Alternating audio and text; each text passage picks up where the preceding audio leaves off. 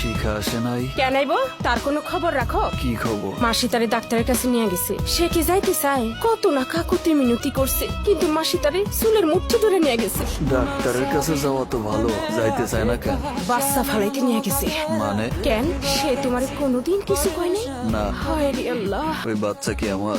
তাইলে তাইলে কার? এমনে কম, বাচ্চা তো অন্য কারো হইতে পারে। আয়।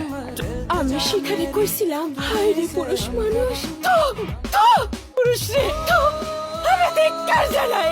সে ঠিক আছে, মানে বাচ্চা ঠিক আছে, এখন শুধু সময় মতো ইনজেকশন গুলো নিয়ে নেবেন। ডাক্তার সাহেব এই বাচ্চা রাখতে চাই না, একটা ব্যবস্থা করেন। আপনার দুইটা পায়ে ধরি ডাক্তার সাহেব, একটা ব্যবস্থা করেন। আচ্ছা আচ্ছা ঠিক আছে, এই কাগজে বাচ্চার বাবার একটা সই নিয়ে আসো। যা এই ডাক্তারের কাগজটা লইয়া যা, আর ওই মুখ পুরা সই লই আয়। মাসি শিখা তো বাচ্চা। হারামজাদে, যা আরে যা জিগাগা, আরে রাখবো আর কারে মারবো। সে তো চাইবো সবুজই বাইচা থাক।